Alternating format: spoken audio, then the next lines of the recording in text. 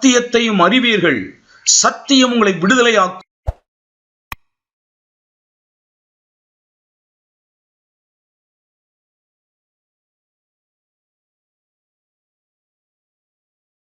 எபிரேயருக்கு எழுதின நிருபம் 10ஆம் அதிகாரம் 36வது வசனம்.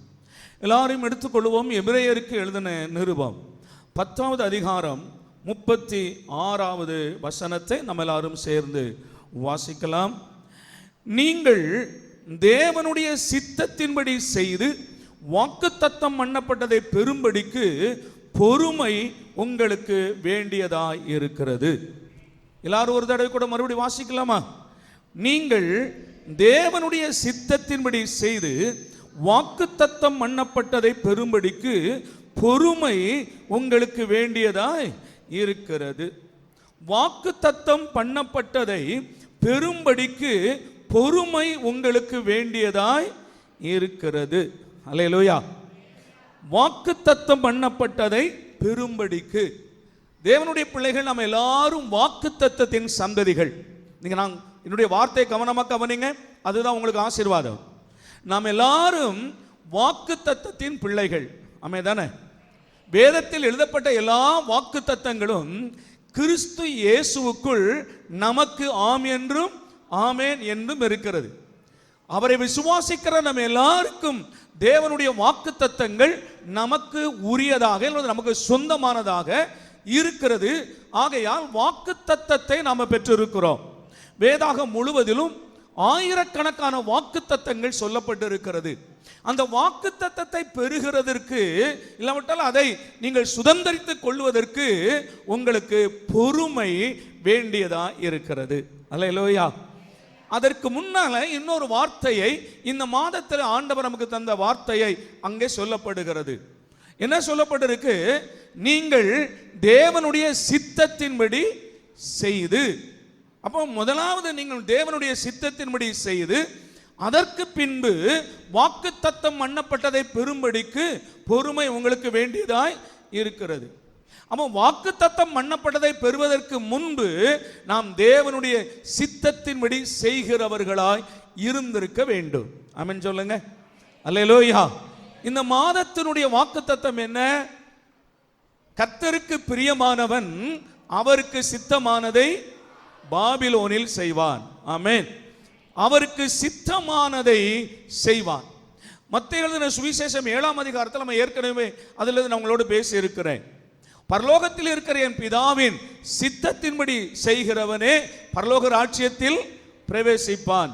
ரட்சிக்கப்பட்ட ஒவ்வொரு பிள்ளைகளுக்கும் ஒரு கட்டளை இருக்கிறது. நீங்களும் நானும் பரலோக ராஜ்யத்துக்குள் போக வேண்டுமானால் ரட்சிக்கப்பட்டது மாத்திரம் அல்ல, ரட்சிக்கப்பட்ட தேவ பிள்ளைகளுக்கு ஒரு கட்டளை கொடுக்கப்பட்டு இருக்கிறது. அந்த கட்டளை என்னவா? பரலோகத்தில் இருக்கிற பிதாவின் சித்தம் செய்ய வேண்டும். பரலோகத்தில் இருக்கிற பிதாவின் சித்தம் என்ன என்பதை குறித்து கடந்த வாரங்களில் எல்லாம் தொடர்ந்து சொல்லிக் கொண்டு வருகிறேன். பரலோகத்தில் இருக்கிற பிதாவின் சித்தம் என்ன?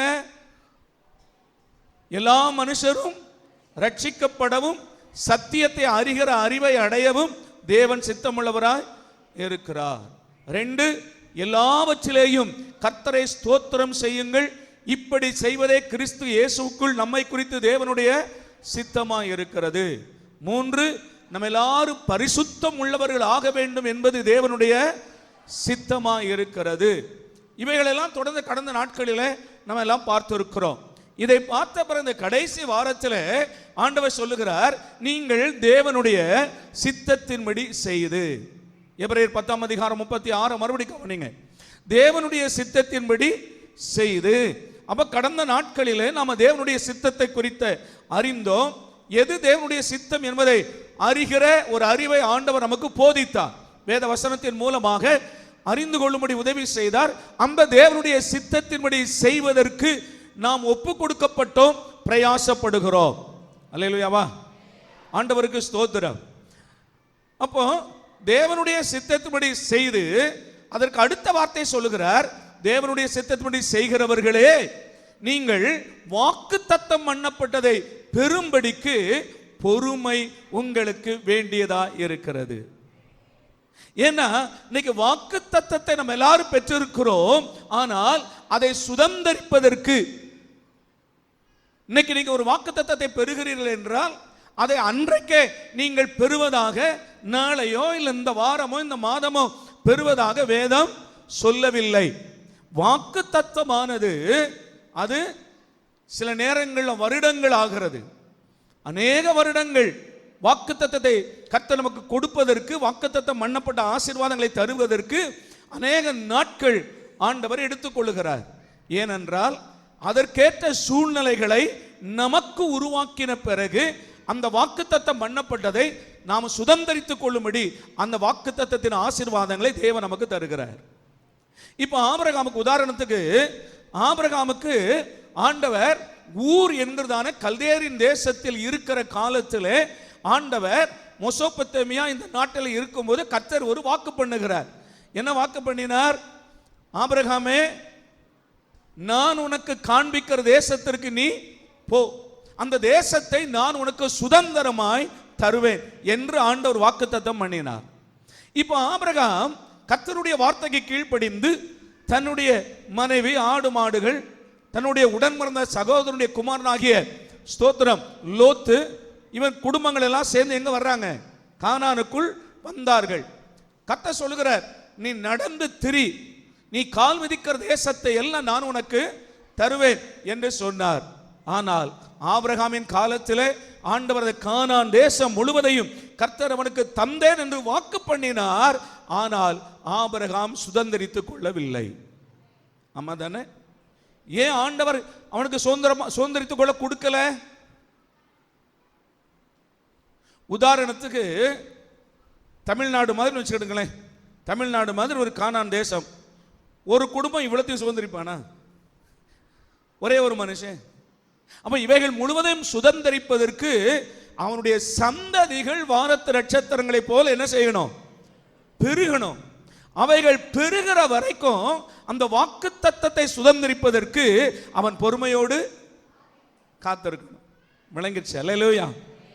ஆனால் நான் இல்ல ஆண்டவரே, நீர் எனக்கு சொன்னீர், நான் கீழ்ப்படிந்தேன், நான் கீழ்ப்படிந்து வந்துட்டேன், ஆகையினால இன்றைக்கு எனக்கு இந்த தேசத்தை எல்லாம் என் பேருக்கு நீர் பட்டா போட்டு கொடுத்துருன்னு சொன்னா, அங்க எதிரிகள் இருக்கிறாங்க.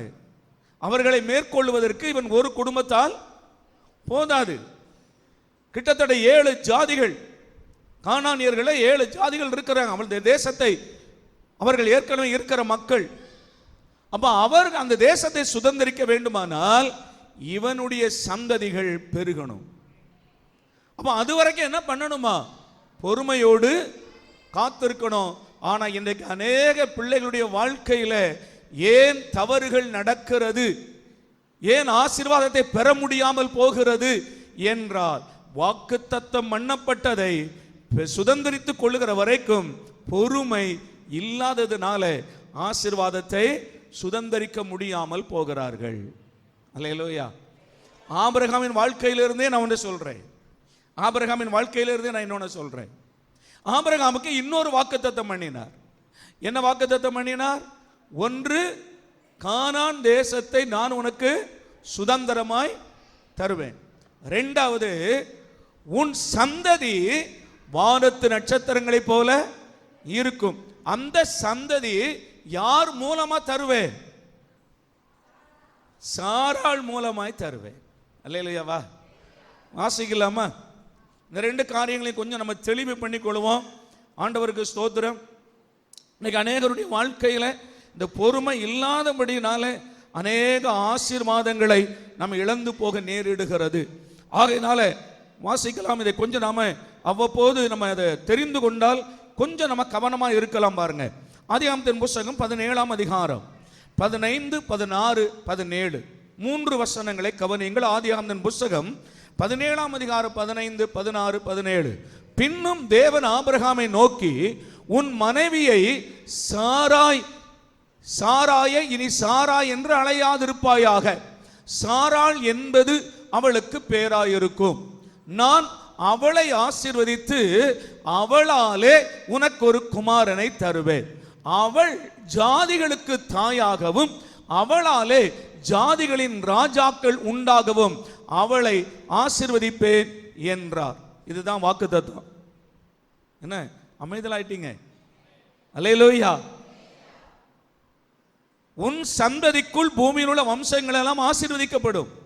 அந்த சந்ததி யார் மூலமா வரும்? சாராள் மூலமாய் வரும். அல்லேலூயா. சாராள் மூலமாய் வரும். ஆனா இவரால் ஏன் பொறுமையா இருக்க முடியல? கொஞ்சம் கவனிங்க. ஆபிரகாமை பற்றியே நான் சொல்றேன். அந்த வாக்குத்தத்தத்தை பெறுகிறதற்கு ஏன் அவருக்கு பொறுமை இல்லாமல் போனது என்றால் காரணம் அடுத்த வசனம். அப்பொழுது ஆபிரகாம் முகம் குப்புற விழுந்து நகைத்து, அல்லேலூயா, பரியாசமா சிரிக்கல, தெய்வ பயத்தோடும் நடுக்கத்தோடும் கர்த்தருக்கு முன்னால முகங்குப்புறமாய் விழுந்துதான் என்ன பண்ற? இது முகங்குப்புற விழுந்து கர்த்தரை பணிந்து கொள்வது ஆவிக்குரியது. ஆனால் இருதயத்தில் நகைப்பது மாம்சத்திற்குரியது. நகைத்து என்ன சொல்லுகிறார்? 100 வயதானவனுக்கு பிள்ளை பிறக்குமோ? ஆமென் சொல்லுங்க. இங்கதான் எது இல்லாமல் போகிறது? பொறுமை. வாக்கு தத்தம் பண்ணப்பட்டதை பெறும்படிக்கு பொறுமை உங்களுக்கு வேண்டியதாய் இருக்கிறது. இங்கதான் பொறுமை இல்லாமல் போகிறதுக்கு காரணம் என்ன? தன்னுடைய சுய நிலையை பார்க்கிறாங்க. தற்காலிகமா என்ன நிலைமையில் இருக்கிறோம்? ஒரு மனுஷனா இருக்கிறோம், இவ்வளவு பெரிய தேசத்தை சுதந்திரிக்க முடியுமா என்ற கேள்வி நம்மை நாமே பார்த்தால் முடியாது.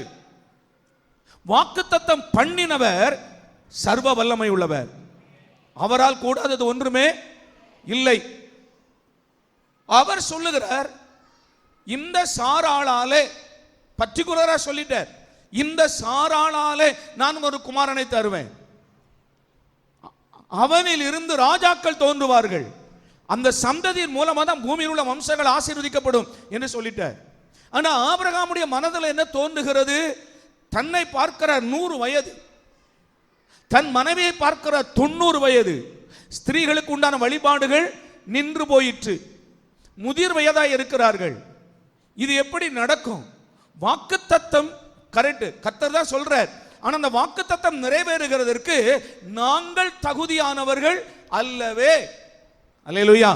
இன்னைக்கு அநேகர் அப்படிதான் நினைக்கிறோம். கர்த்தர் வாக்குத்தத்தத்தில் உண்மை உள்ளவர், அதை நிறைவேற்ற அவரால் முடியும். ஆனால் நான் அதற்கு பாத்திரன் அல்ல, நான் அதற்கு தகுதியானவன் அல்ல, என் சூழ்நிலைமை அதற்கு சரியில்லை, நான் அதற்கு பாத்திரமான அல்ல என்று நினைக்கிறோம். நல்லா கவனிங்க. உன் சூழ்நிலைமை பார்த்து கர்த்தர் ஒருபோது வாக்குத்தத்தம் பண்ணுகிறவர் அல்ல. உன்னுடைய சூழ்நிலைமைகளையும் உன்னுடைய சரீர பலத்தையும் உன் அறிவையும் நம்பி கர்த்தர் வாக்குத்தத்தம் பண்ணவில்லை. கர்த்தர் எதை நம்பி வாக்குத்தத்தம் பண்ணுகிறார்? சொல்லுங்க பார்க்கலாம். கர்த்தர் எதை நம்பி வாக்குத்தத்தம் பண்ணுகிறார்? அவரை நம்பி வாக்குத்தத்தம் பண்ணுகிறார். அல்லேலூயா சொல்லுங்க. அவரை நம்பி.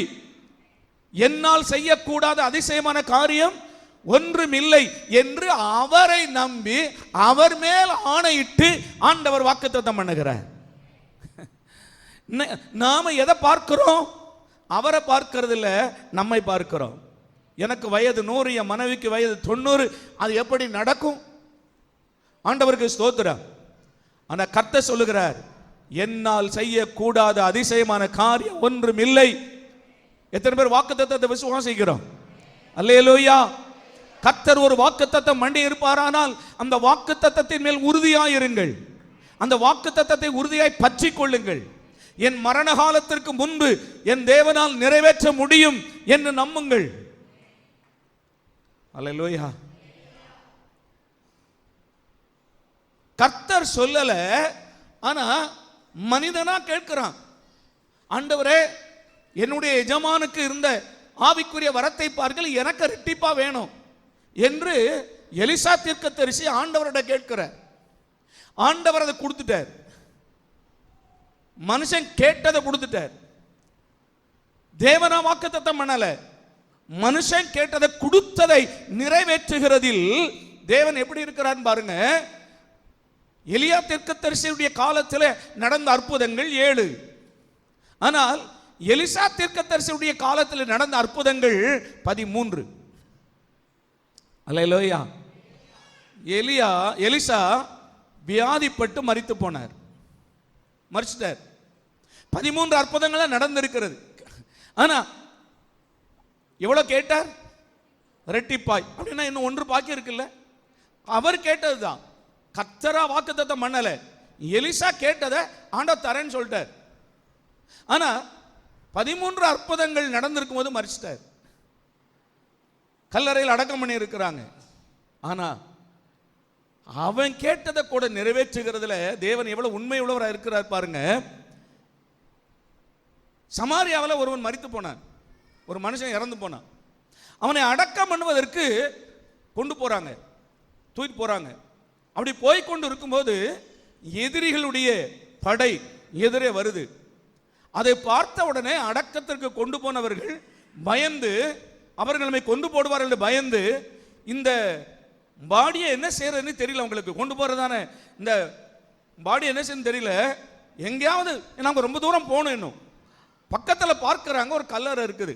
ஏன்னா அதெல்லாம் அந்த அவங்க கல்லறைகள் எல்லாம் நம்ம ஏற்கனவே அறிந்திருக்கிறோம். யூதர்களின் கல்லறை மலைகளில் குடைந்து மலைகளில் தான் வச்சிருப்பாங்க, கல்லை வச்சு அடைச்சிருப்பாங்க. உடனே இந்த கல்லை புரட்டுறாங்க.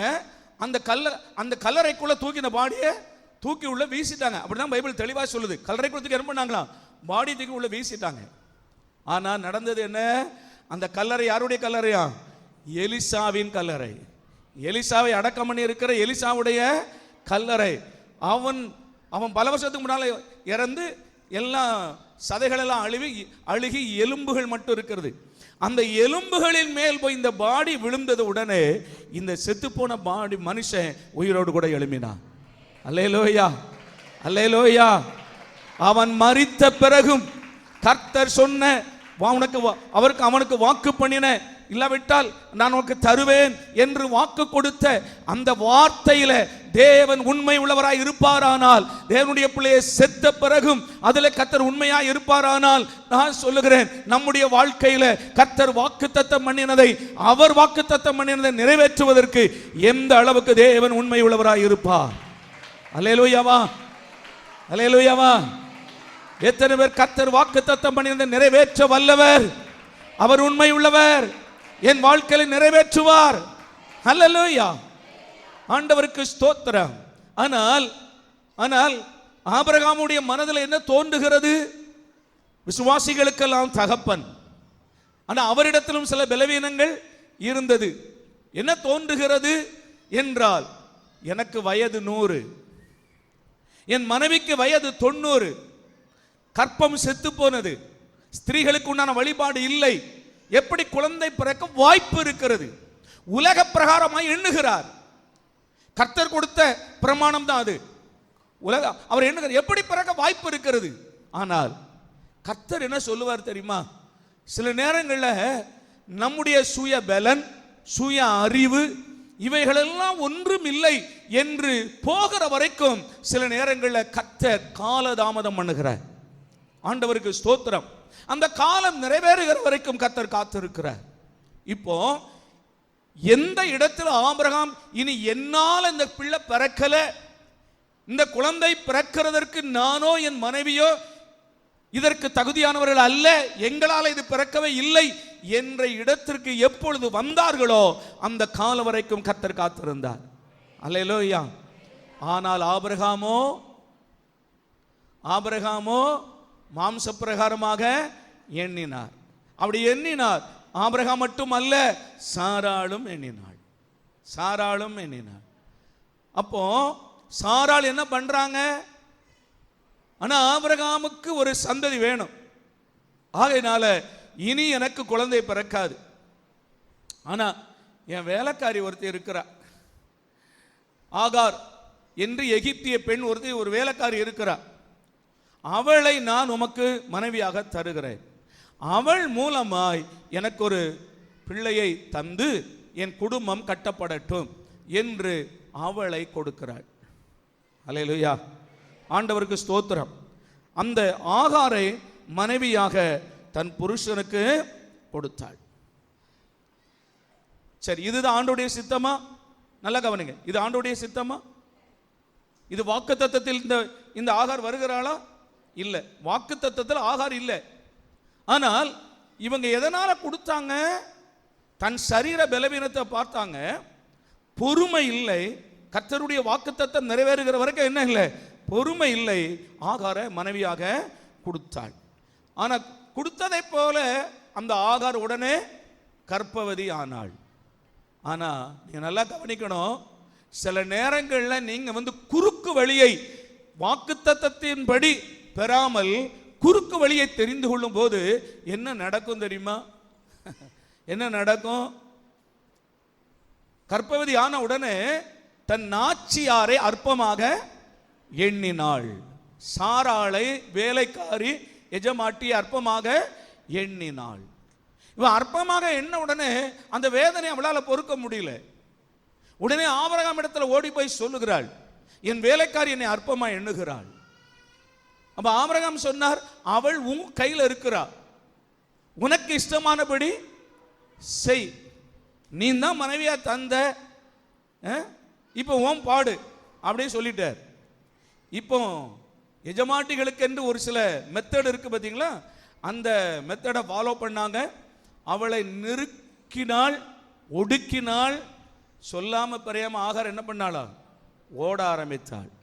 அப்படி ஓடும்போது சூரியன்கிற வனாந்தரத்தில் ஓடுகிறாள். அங்கே அவளுக்கு தண்ணி இல்லாமல் தவிக்கிறா, கஷ்டப்படுகிற அந்த நேரத்தில் கர்த்தருடைய தூதனானவர் தரிசனமானார். ஆகாருக்காக அல்ல, அவள் வயிற்றில் பிறக்கிற ஆபிரகாமினுடைய வித்துக்காக தரிசனமாகி அவளுடைய கண்களை திறந்தார். அவள் ஒரு ஊற்றை கண்டாள், அங்கே அவள் தண்ணீரை குடித்தாள். இப்பொழுது தேவ தூதன் அவளை பார்த்து சொல்லுகிறார், ஆகாரே எங்கே இருந்து வருகிறாய், எங்கே போகிறாய்? சரி, உன் வயிற்றில் ஒரு குமாரன் இருக்கிறானே, அவன் ஆபிரகாமின் வித்து, அப்படிதானே? ஆனால் அங்கே தேவதூதன் சொல்லுகிறான், நீ ஒரு குமாரனை பெறுவாய், அவனுக்கு இஸ்மவேல் என்று பெயரிடுவாயாக, அவன் துஷ்ட மனிதனாய் இருப்பான். அல்லேலூயா! இவ்வளவு கஷ்டம். சில நேரங்களில் வாக்கு தத்தத்திற்கு காத்திராமல் நாம உன்னை தேர்ந்தெடுக்கும் போது, நாம உன்னை செய்யும் போது அது எதா மாறிவிடுகிறது, நமக்கு எதிரான பிள்ளையாய். இன்றைக்கு வரைக்கும் ஆவிக்குரிய ஈசாக்கின் சந்ததியான இஸ்ரவேலர்கள், ஆபிரகாமின் சந்ததியான இஸ்ரவேலர்களுக்கு எதிராக யார் இருக்கிறார்? அதே இஸ்மவேலரின் சந்ததிகளான இஸ்லாமியர்கள். அவர்கள் தான் முழு எதிரிகள். இன்றைக்கு வரைக்கும் அவர்கள் சவால் விட்டு சொல்லுகிறார்கள், இஸ்ரேல் என்கிறதான ஒரு நாடு இருக்கக்கூடாது, வரைபடத்தில் இருக்கக்கூடாது, அவங்க தான் எங்களுக்கு எதிரிகள், அழிப்போம். அல்லேலூயா! அன்றைக்கு மாத்திரம் ஆபிரகாம், இதை விட சாராள் வாக்குத்தத்தத்தை பண்ணின கர்த்தர் எங்களுக்கு தருவார் என்று பொறுமையோடு காத்திருந்தால் ஒரு துஷ்ட மனுஷன் உலகத்தில் வந்திருக்க மாட்டான். நாம சில நேரங்களில் நாம கர்த்தருடைய வாக்குத்தத்தத்துக்கு பொறுமையாய் காத்திராமல், நான் உன்னை ஆசீர்வதிப்பேன், உன்னை நான் பெருக பண்ணுவேன், நீயும் அநேக ஜாதிகளுக்கு கடன் கொடுப்பாய், நீ வாங்காதிருப்பாய், இந்த வாக்குத்தத்தத்தை பொறுமையாய் காத்திருந்து பெற்றுக்கொள்ளாததுனாலே அவசரப்பட்டு எங்கேயோ கடன்களை வாங்கி கடன்பட்டு சில காரியங்களை செய்கிறதுனால நான் சொல்லுகிறேன், ஒரு துஷ்ட மனிதன் நம்முடைய வாழ்க்கையில உள்ள என்றாகிறான். அல்லேலூயா! ஒரு தவறான காரியம் வாழ்க்கையில உள்ளே வருகிறது, ஒரு பாவ காரியம் வாழ்க்கையில உள்ளே வருகிறது, இடையூறு, போராட்டங்கள், அதனால ஏற்படுகிற பிரச்சனைகள் பலவற்றை சந்திக்க வேண்டியது இருக்கிறது. தேவனுடைய வாக்குத்தத்தத்தை பெறுகிறதற்கு காத்திராமல் போனதுனால அநேக பிரச்சனைகளை சந்திக்க வேண்டியது இருக்கிறது. ஆண்டவருக்கு ஸ்தோத்திரம். அவன் ஆபிரகாமோடு இருந்தானா? ஆபிரகாமுக்கு உதவியா இருந்தானா? கடைசி வரைக்கும் இல்லை, இன்றைக்கு வரைக்கும் இல்லை. அல்லேலூயா! இன்றைக்கு வரைக்கும் இல்லை. வாக்குத்தத்தம் பண்ணப்பட்டதை சுதந்தரிப்பதற்கு, பெறுகிறதற்கு பொறுமை உங்களுக்கு வேண்டியதா இருக்கிறது.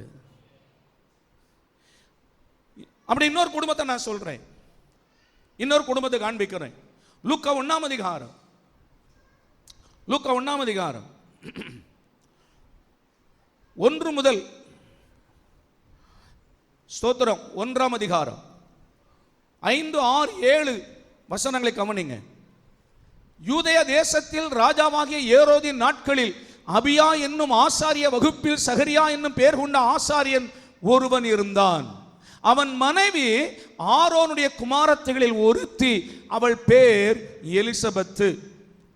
அவர்கள் இருவரும் கர்த்தரிட்ட சகல கற்பனைகளின்படியேயும் நியமங்களின்படியையும் குற்றமற்றவர்களாய் நடந்து தேவனுக்கு முன்பாக நீதி உள்ளவர்களாய் இருந்தார்கள்.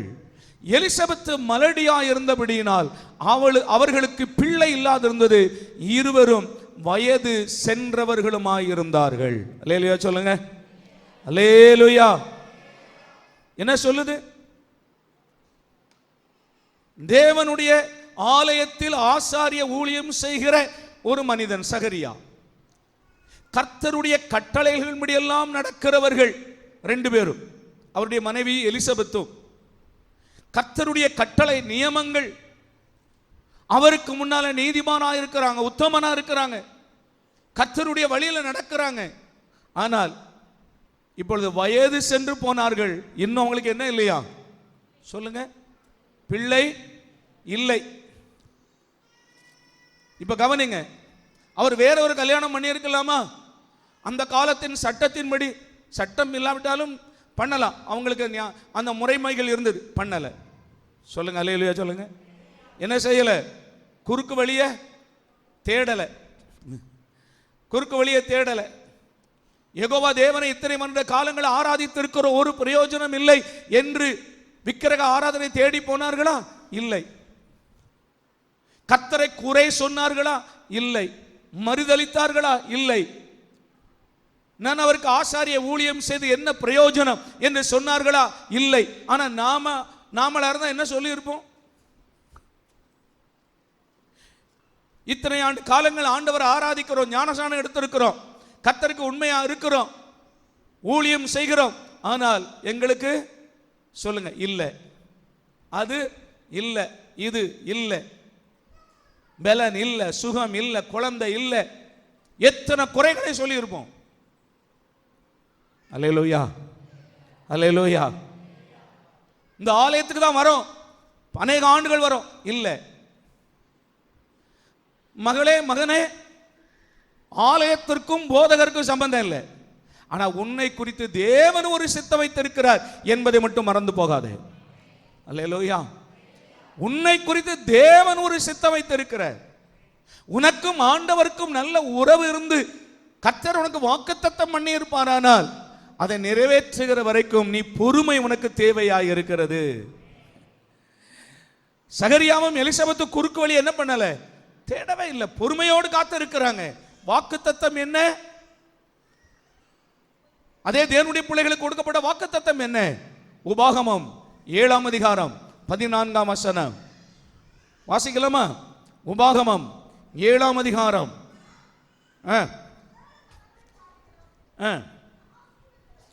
சகல ஜனங்களை பார்க்கிலும் நீ ஆசீர்வதிக்கப்பட்டிருப்பாய், உங்களுக்குள்ளும் உங்கள் மிருக ஜீவன்களுக்குள்ளும் ஆணிலாகிலும் பெண்ணிலாகிலும் மலடு இருப்பது இல்லை. அல்லேலூயா சொல்லுங்க. அல்லேலூயா. மலடு இருப்பது இல்லை. இதுதான் அவர்களுக்கு கொடுக்கப்பட்ட வாக்குத்தத்தம். ஆண்டவருக்கு ஸ்தோத்திரம். ஒவ்வொரு இஸ்ரவேலனுக்கும், கர்த்தருடைய வேதத்தை வாசிக்கிற ஒவ்வொரு பிள்ளைகளுக்கும் கொடுக்கப்பட்ட வாக்குத்தத்தம் என்ன? உங்களுக்குள்ளாகிலும் உங்கள் மிருக ஜீவன்களுக்குள்ளாகிலும் ஆணிலாகிலும் சொல்லுங்க பெண்ணிலாகிலும் மலடு இருப்பது ஒன்று தெரியுது இதிலிருந்து. அப்ப மலடு என்பது பெண்களுக்கு மாத்திரம் அல்ல, ஆண்களுக்கும் இருக்கிறது. அல்லேலூயாவா. அப்ப பெண்களை மாத்திரம் குறை சொல்ல கூடாது. சரி, அப்போ இந்த ரெண்டையுமே கர்த்தர் சரி பண்ணுவேங்கிறார். வாக்குத்தத்தம் என்ன? இருப்பது இல்லை. இவர்கள் இத்தனை ஆண்டு காலங்கள் பொறுமையோடு கூட காத்து இருக்கிறாங்க. முதிர் வயது ஆயிற்று எலிசபெத்துக்கும் சகரியாவுக்கும். ஆனால் நடந்தது என்ன தெரியுமா? லூக்கா அதே முதல் அதிகாரம், லூக்கா 1ஆம் அதிகாரம் 9வது வசனம் வாசிக்கலாமா? ஆசாரிய ஊழிய முறைமையின்படி அவன் தேவாலயத்துக்குள் பிரவேசித்து தூபம் காட்டுகிறதற்கு சீட்டை பெற்றான். தூபம் காட்டுகிற வேளையில் ஜனங்கள் எல்லாரும் கூட்டமாய் வெளியே ஜெபம் பண்ணி கொண்டிருந்தார்கள். அப்பொழுது கர்த்தருடைய தூதன் ஒருவன் தூபபீடத்தின் வலது பக்கத்தில் நின்று அவனுக்கு தரிசனமானான். சகரியா அவனை கண்டு கலங்கி பயமடைந்தான். தூதன் அவனை நோக்கி, சகரியாவே பயப்படாதே, உன் வேண்டுதல் கேட்கப்பட்டது. கரங்களை தட்டி கர்த்தருக்கு நன்றி சொல்லுங்க பார்க்கலாம். நல்லா கையை தட்டி. உன் ஜெபம். இந்த காலவேளை இந்த வார்த்தையை நான் உங்களுக்கு சொல்லுகிறேன். அன்றைக்கு தேவ தூதன் சொன்ன வார்த்தையை இந்த சபையின் தூதனாக நான் உங்களுக்கு சொல்லுகிறேன். உன் விண்ணப்பம் கேட்கப்பட்டது. விசுவாசித்த கரங்களை தட்டி, உன் விண்ணப்பம் கேட்கப்பட்டது.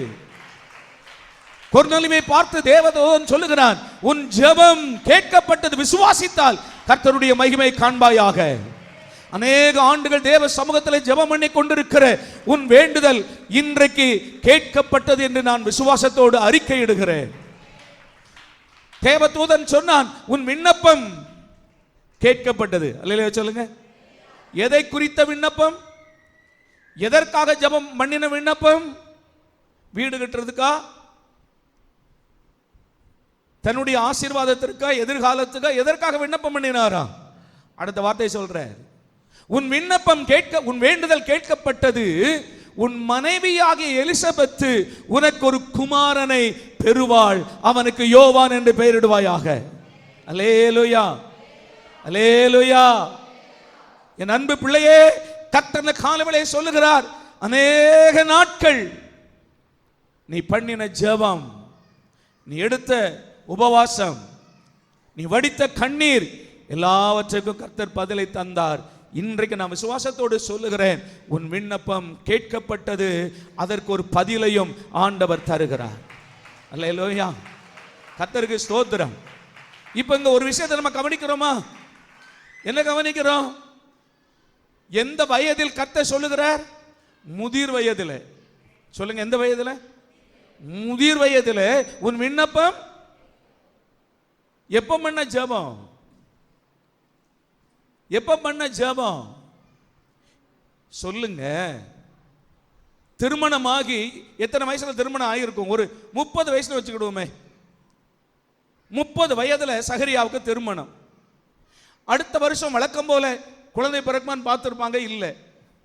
2வது வருஷம், 3வது வருஷம் கர்த்தரை ஜெபிக்கிறாங்க, ஆண்டவரே எங்களுக்கு ஒரு குமார ஒரு பிள்ளையை தாரும், ஆணோ பெண்ணோ எங்களுக்கு ஒரு குழந்தையை தாரும். வருடம் 5 பிள்ளை இல்லை. 10 வருஷம் ஆகிறது, பிள்ளை இல்லை. அல்லேலூயா. ஜெபத்தை கர்த்தர் கேட்டாரா கேட்கலையா? பதில் சொல்லுங்க. கேட்டாரா? கேட்டார் என்பதற்கு என்ன ஆதாரம்? சொல்லுங்க. இதற்கு முன்னால எப்பமாவது தேவதூதன் வந்து சகரியாவை பார்த்து உன் விண்ணப்பம் கேட்கப்பட்டது, கொஞ்சம் பொறுமையோடு என்று சொன்னாரா? அல்லேலூயா. இந்த இடத்துல நீங்களும் நான் கவனிக்க வேண்டியது என்ன? என் ஆண்டவரை நோக்கி நான் விண்ணப்பம் பண்ணி இருக்கிறேன், ஜெபம் பண்ணி இருக்கிறேன். என்கிட்ட என் ஜெபம் கர்த்தரிடத்துல போகாதபடிக்கு எந்த தவறும் இல்லை. என் ஜெபம் தடைபடுகிறதற்கு என்கிட்ட எந்த குற்றமும் இல்லை. ஆகையால் என் ஜெபத்தை கர்த்தர் கேட்டார். அவருக்கு சித்தமானால் அவர் எனக்கு தரட்டும், அதுவரைக்கும் நான் பொறுமையோடு காத்திருப்பேன். தராவிட்டாலும் கர்த்தருக்கு ஸ்தோத்திரம். அல்லேலூயா, அல்லேலூயா. பொறுமையோடு காத்திருந்தான். வருடம் எத்தனை வருடம்? அநேக வருடங்கள். முதிர் வயதாகிவிட்டது. இனி அவர்களுக்கு குழந்தை பிறக்கும் என்கிற நம்பிக்கை எல்லாம் அற்று போயிற்று. அந்த நாட்கள்ல திடீரென்று ஒரு நாள் இதை போல ஆராதனை நடத்தி கொண்டிருக்கிற வேளையில் வலது பக்கத்தில் வந்து சகரியா தேவதூதன் வந்து நின்று சொல்லுகிறான், சகரியாவே உன் வேண்டுதல் கேட்கப்பட்டது. ஏன்னா ஆசாரியன் அவனுக்காக மட்டும் ஜெபிக்கிறவன் கிடையாது. ஆலயத்துக்கு வந்திருக்கிற அத்தனை 12 கோத்திரங்களுக்கும் ஜெபிக்கிறவன் ஆசாரியன். ஏன்னா அவன் கர்த்தருக்கு முன்னால போய் நிற்கும் போது தன் மார்பில் எதை போட்டிருப்பான்?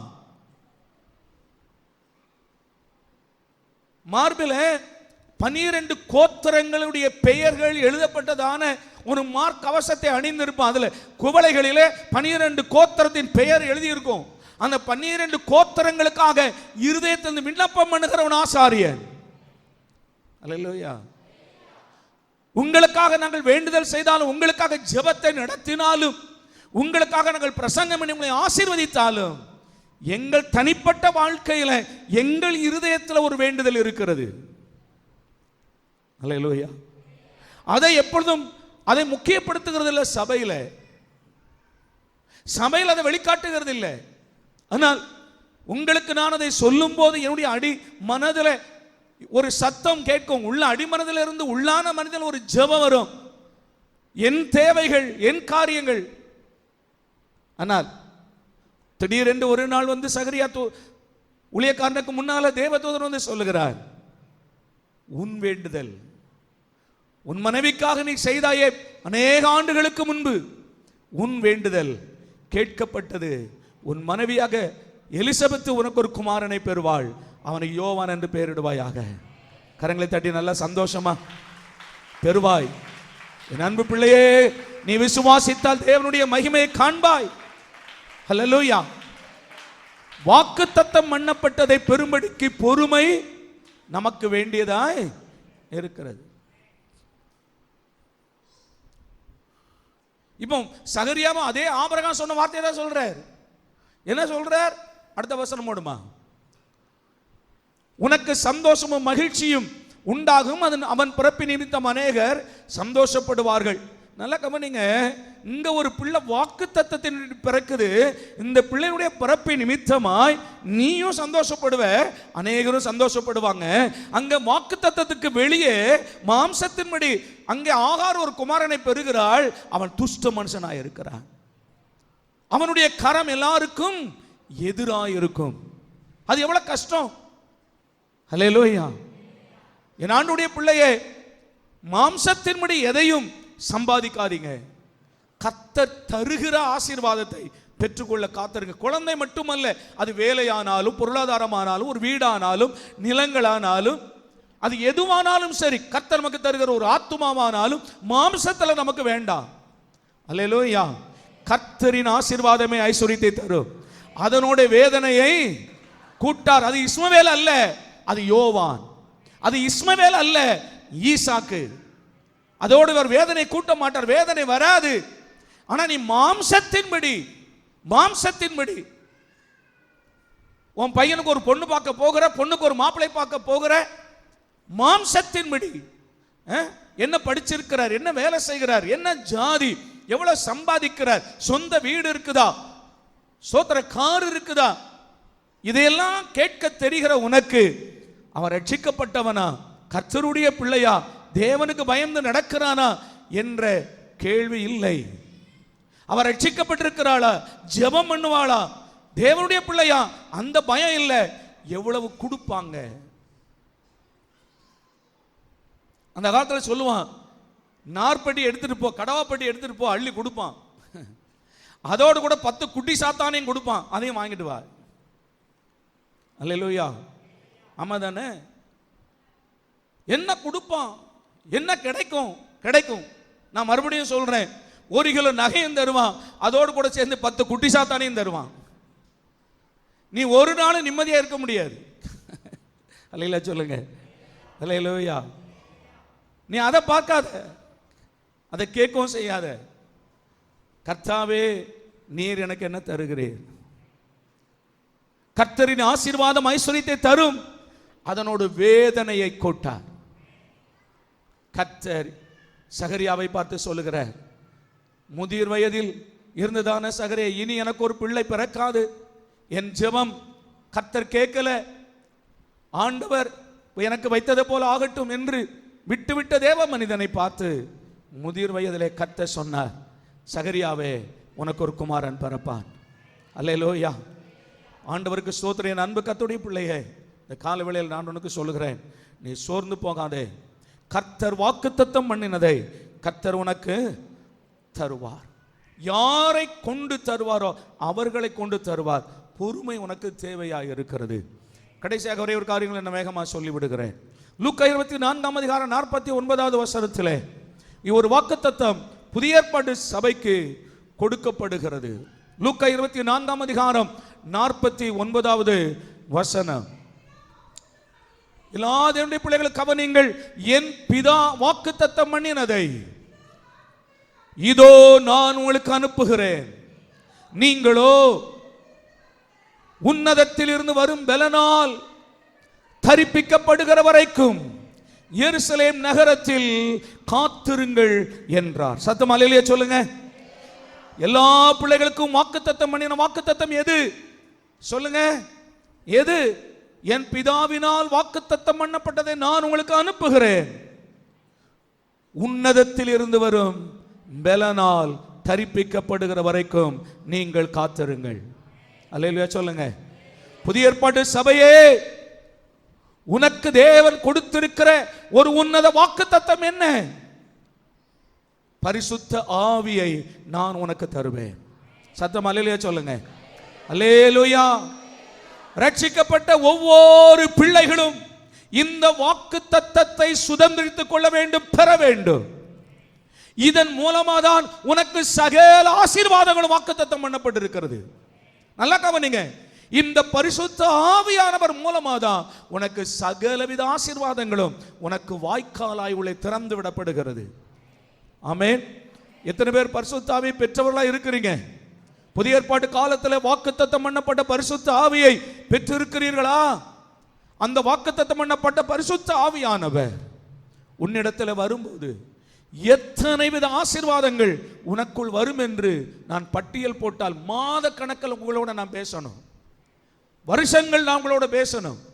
அந்த வாக்குத்தத்தம் பண்ணப்பட்ட ஆவியானவர் பழைய ஏற்பாட்டு காலத்தில் ஆண்டவர் அங்கே யோவேல் தீர்க்கதரிசன புஸ்தகம் 2ஆம் அதிகாரம் 28, 29 வசனங்களை வாசிக்கும் போது அங்கே சொல்லுகிறார், கடைசி நாட்களில் மாம்சமான யாவர் மேல் என் ஆவியை ஊற்றுவேன். அல்லேலூயா, அல்லேலூயா. உன் பிள்ளைகள், உன் மூப்பர்கள், உன்னுடைய முதிர் வயதில் உள்ளவர்கள், உன் சந்ததிகள் எல்லாரும் அந்த ஆவியை மாம்சமான யாவர் மேலும், கவனிங்க, யாவர் மேலும் என் ஆவியை ஊற்றுவேன். அவர் வரும்போது நீ பலன் அடைவாய். ஆமென் சொல்லுங்க. அல்லேலூயா, அல்லேலூயா, அல்லேலூயா. சரீர பலன் அல்ல, உன் ஆவிக்குரிய பலன். எபேசியர் 3ஆம் அதிகாரம் 16வது வசனத்தில் சொல்லுகிறது, உள்ளான மனுஷனில் வல்லமையாய் பலப்படுங்கள். இந்த உள்ளான மனுஷனில் வருகிற பலன் தான் உன்னை கண்ட்ரோல் பண்ணுகிறது. அந்த பலன் உன்னை அடக்கி ஆளுகிறது. நல்ல கவனிங்க. ஹலோ, என்ன கவனிங்க. இந்த பலன் எதற்கு கொடுக்கப்படுகிறது என்றால் உன்னை அடக்கி ஆளுகிறதற்கு. நீ நினைக்கிற வெளியே யாரையோ அடக்கிறதுக்கு அல்ல, உன்னை அடக்குவதற்கு. அடங்காதவன் நமக்குள்ள இருக்கிற பழைய மனுஷன், நமக்குள்ள இருக்கிற ஜென்ம சுபாவம். நான் யார் தெரியுமா? பிரச்சனை வராத வரைக்கும் நீ ரொம்ப நல்லவன், நல்லவள். அல்லேலூயா சொல்லுங்க. அல்லேலூயா, அல்லேலூயா. பிரச்சனை வராத வரைக்கும் நீ ரொம்ப நல்லவன். ஆனா பிரச்சனை வராம இருக்குமா? சொல்லுங்க. பிரச்சனை வராம இருக்குமா? உலகத்தில் தானே வாழுகிறோம்.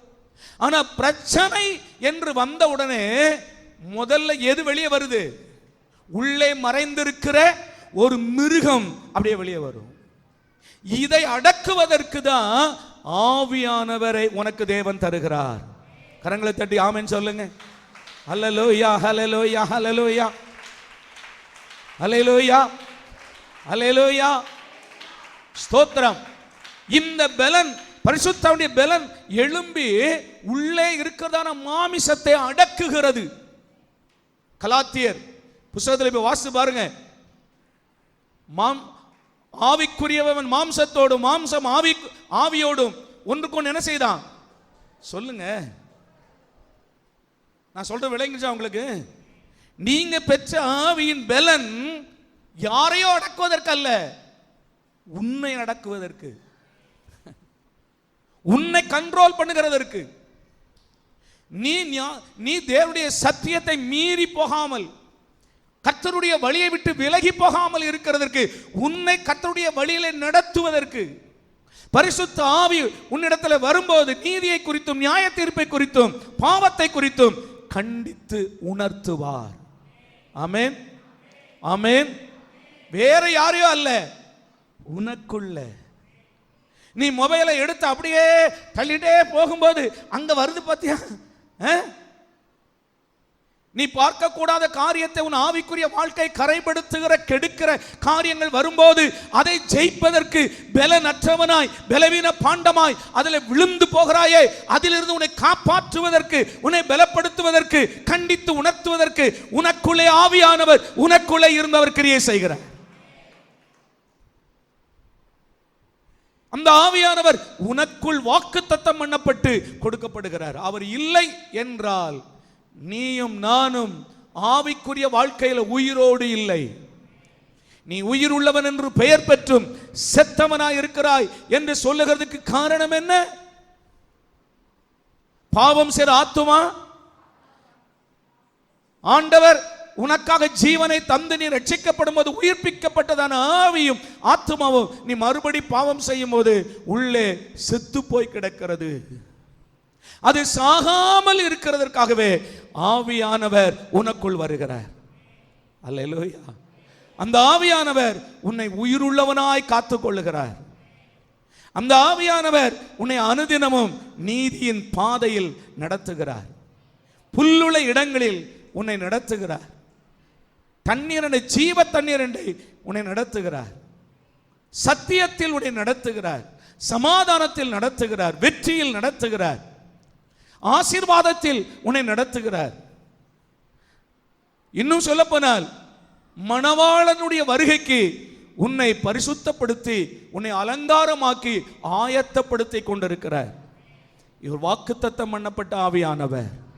அல்லேலூயா, அல்லேலூயா. இந்த வாக்குத்தத்தம் பண்ணப்பட்ட ஆவியானவரை காத்திருந்து பெற்றுக்கொள். இவரே உன்னுடைய தலைவர், போதகர், நல்ல மேய்ப்பர். அல்லேலூயா. ஆண்டவருக்கு ஸ்தோத்திரம். அவருடைய சித்தத்தின்படி செய்து வாக்குத்தத்தம் பண்ணப்பட்டதை பெறும்படிக்கு பொறுமை உங்களுக்கு வேண்டியதாக இருக்கிறது. ஆபிரகாமை போல, சாராளை போல பொறுமை இழந்து போகாதீங்க. சகரியா, எலிசபெத்தை போல பொறுமையா இருங்க. புதிய ஏற்பாட்டு காலத்தின் வாக்குத்தத்தத்தை பெறுவதற்கும் காத்திருந்து அவருடைய அபிஷேகத்தை பெற்று ஆவியில நடங்க. கர்த்தருடைய வாக்குத்தத்தம் உங்கள் வாழ்க்கையில நிறைவேறும். அல்லேலூயா. கடைசியான ஒரு வாக்குத்தத்தம் என்ன? நித்திய ஜீவனை தருவேன் என்பதே அவருடைய வாக்குத்தத்தம். பரலோக ராஜ்யத்தில் நான் போய் உங்களுக்கு ஒரு வீட்டை ஆயத்தப்படுகிறேன், ஆயத்தப்படுத்தின பின்பு நான் வந்து நான் இருக்கிற இடத்திற்கு உங்களை அழைத்து கொண்டு போவேன் என்பது வாக்குத்தத்தம். ஆண்டவருக்கு ஸ்தோத்திரம். கானானை நான் உனக்கு தருவேன் என்று ஆபிரகாமுக்கு சொன்ன பிறகு ஏறக்குறைய ஆண்டவருக்கு ஸ்தோத்திரம் 700 750 ஆண்டுகள் மோசையின் காலம் வரைக்கும் பொறுமையாய் காத்திருந்து அவர்கள் கட்டாத வீட்டையும் நட்டாத தோட்டங்களையும் சுதந்திரித்து கொண்டார்கள். அதை போல நாம் கட்டாத ஒரு வீட்டை தேவன் நமக்கு ஆயத்தம் பண்ணி கொண்டிருக்கிறார். நமக்கு வாக்குத்தத்தம் பண்ணி போயிருக்கிறார். அந்த வாக்குத்தத்தம் நிறைவேறுகிறதற்கு பொறுமையாய் காத்திருங்கள். இதோ நான் சீக்கிரமாய் வருகிறேன், அவனுக்கு நான் அளிக்கும் பலன் என்னோடு கூட வருகிறது என்று கர்த்தர் சொல்லுகிறார். கரங்களை தட்டி எல்லாரும் கர்த்தரை ஸ்தோத்திரம் பண்ணி எழுப்பி நிற்போம். எல்லா பிள்ளைகளும் எழுப்பி நிற்கலாம். சந்தோஷமாய் கரங்களை தட்டி எல்லா பிள்ளைகளும் ஹல்லேலூயா, ஹல்லேலூயா, ஹல்லேலூயா, ஹல்லேலூயா. என் தேவனுடைய ஆலயத்துக்கு வரும்போதெல்லாம் கர்த்தாவே நீர் என்னோடு பேசுகிறீர், உம்முடைய சத்தத்தை நாங்கள் கேட்கிறோம் ஆண்டவரே. பலிபீடத்திலிருந்து ஒரு மனிதனுடைய சத்தத்தை அல்ல, பரிசுத்த ஆவியானுடைய சத்தத்தை நாங்கள் கேட்கிறோம். இந்த காலவேளையிலும் எத்தனை பிள்ளைகள் ஆண்டவர் என்னோடு பேசினார் என்று நீங்கள் அறிந்திருக்கிறீர்கள். எத்தனை பேர் ஆவியோடு கர்த்தர் பேசினார்? கரங்களை உயர்த்தி அந்த வார்த்தைகளுக்கு ஒப்பு கொடுங்க, அர்ப்பணிங்க.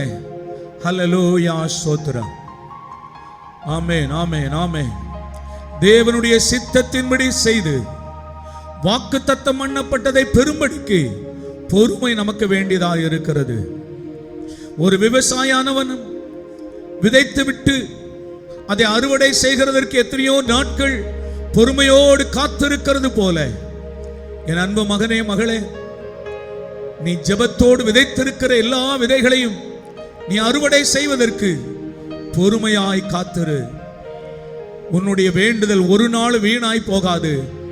நீ கர்த்தரிடத்தில் வேண்டினவைகளை எல்லாம் கர்த்தர் தமக்கு முன்பாக ஆண்டவர் வைத்திருக்கிறார்.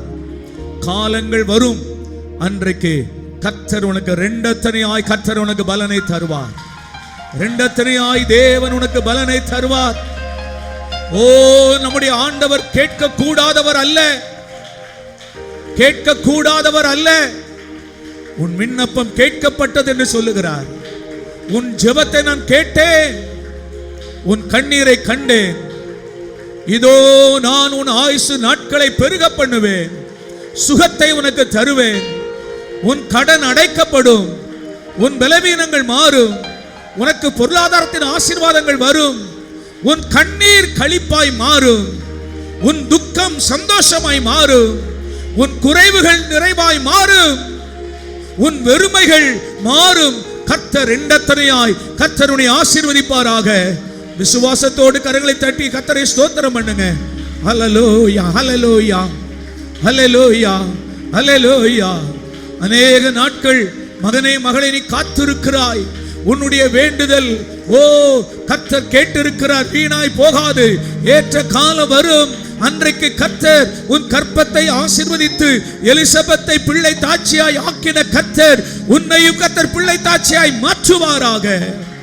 அவரால் உனக்கு ஒரு குமாரனை கர்த்தர் உனக்கு தருவாராக. உன் குறைவுகள் நிறைவாய் மாறும். ஹல்லேலூயா, ஹல்லேலூயா, ஹல்லேலூயா. ஸ்தோத்திரம். கரங்களை உயர்த்தி எல்லா பிள்ளைகளும், தகப்பனே என் தந்தையே, தலை நிமிர செய்பவர் நீரே. எந்த இடத்தில் மகனே மகளே நீ வெட்கப்பட்டு போனாயோ அதே இடத்திலே கர்த்தர் உன் தலையை நிமிர பண்ணுவார். கரங்களை உயர்த்தி எல்லா பிள்ளைகளும், தகப்பனே என் தந்தையே, தலை நிமிர செய்பவர் நீரே, தலை நிமிர செய்பவர் நீரே. எதிரிகள் எவ்வளவாய் பெருகிவிட்டனர், எதிர்த்தெழுவோர் எத்துணை மிகுந்து விட்டனர். எதிரிகள் எவ்வளவாய் பெருகிவிட்டனர், எதிர்த்தெழுவோர் எத்துணை மிகுந்து விட்டனர். ஆனாலும் சோர்ந்து போவதில்லை, தளர்ந்து விடுவதில்லை, சோர்ந்து போவதில்லை, தளர்ந்து விடுவதில்லை.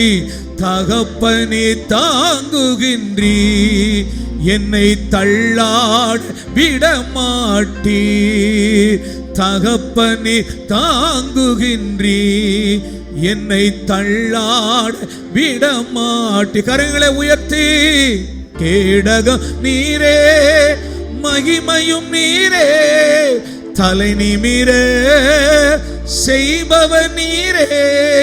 கேடகம் நீரே, மகிமையும் நீரே, தலை நிமிர செய்பவர் நீரே, தலை நிமிர செய்பவர் நீரே. தலை நிமிர செய்பவர் நீரே. தகப்பனே என் தந்தையே, தலை நிமிர செய்பவர் நீரே, தலை நிமிர செய்பவர் நீரே. அப்பா, உங்க பிள்ளையுடைய தலைகளை நிமிர பண்ணுங்கப்பா. எந்த கிராமத்தில், எந்த இடத்துல, எந்த குடும்பத்தில் தலை கவிழ்ந்தார்களோ அந்த இடத்துல உடைய பிள்ளையுடைய தலைகளை நிமிர பண்ணும். உம்மை ஆராதிக்கிற உம்முடைய ஜனம் ஒருபோது விற்கப்பட்டு போவதில் என்று சொன்னீரே. என் ஜனங்கள் ஒருபோது விற்கப்பட்டு போவதில் என்று சொன்னீரே. உம்முடைய பிள்ளைகளின் தலைகளை நிமிர பண்ணும். இந்த கல்லிடை குறிச்சின் ஊழியம் தலை நிமிர்ந்து நிற்பதாக. மலை மேல் இருக்கிற பட்டணமாய் தலை நிமிர்ந்து நிற்பதாக.